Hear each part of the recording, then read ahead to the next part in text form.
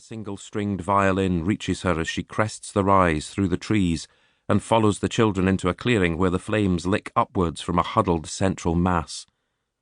The girls stand staring curiously. The babysitter stops.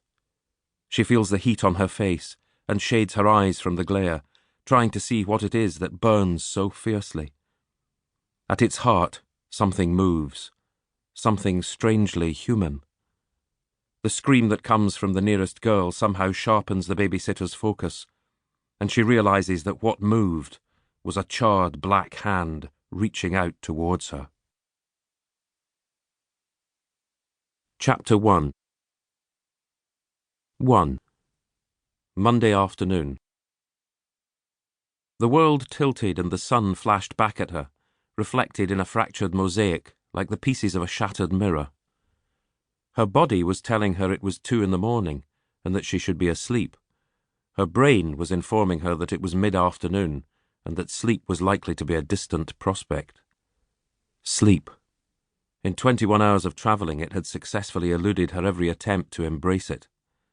Although in these past weeks, even sleep had provided no escape. She was not sure which was worse, the waking regrets and recriminations, or the restless nightmares. The gentle oblivion induced by the vodka tonics she had swallowed gratefully during the early hours of the flight had long since passed, leaving her with a dry mouth and a headache that swam somewhere just beyond consciousness. She glanced at the health declaration she had filled in earlier, still clutched in her hand. Welcome to China, for a better and healthier tomorrow. She had drawn a line through the space left for content of declaration. She had nothing to declare, except for a broken heart and a wasted life, and neither of these, as far as she was aware, was infectious, contagious, or carried in the blood. The world tilted again, and now she saw that the dazzling mosaic of light was in fact a pattern of water divided and subdivided into misshapen squares and oblongs. The reflection of a culture 5,000 years old. Green shoots of rice pushing up through the paddies to feed 1 billion hungry mouths. Beyond the haze, to the north, lay the dusty plains of the Gobi Desert. An air hostess walked through the cabin spraying disinfectant into the atmosphere from an aerosol. Chinese regulations, she told them. And the captain announced that they would be landing at Beijing Capital Airport in just under 15 minutes. Ground temperature was a sticky 35 degrees. Centigrade. That was 96 degrees Fahrenheit for the uninitiated. One of countless differences she supposed she would have to get used to in the next 6 weeks. She closed her eyes and braced herself for the landing. Of all the means of escape she might have picked, why had she chosen to fly? She hated airplanes. The overcrowded shuttle bus, filled with the odour of bodies that had not washed for more than 20 hours, lurched to a halt outside the terminal building and spilled its passengers into the simmering afternoon. She headed quickly indoors in search of air conditioning. There was none. If anything, it was hotter inside, the air thick and unbreathable.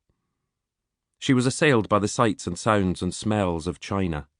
People everywhere, as if every flight of the day had arrived at once, passengers fighting for places in the long queues forming at lines of immigration desks.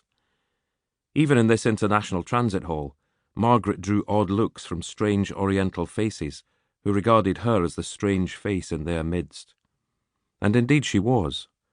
Curling fair hair held back from her face in clasps, and tumbling over her shoulders.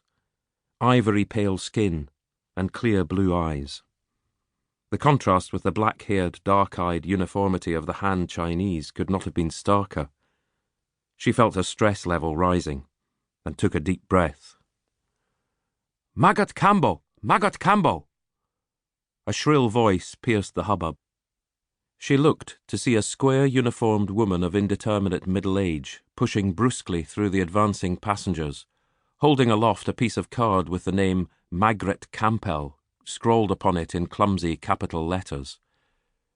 It took Margaret a moment to connect the name she saw and the one being called out with herself. I think you might be looking for me," she shouted above the noise, and thought how foolish that sounded. Of course they were looking for her.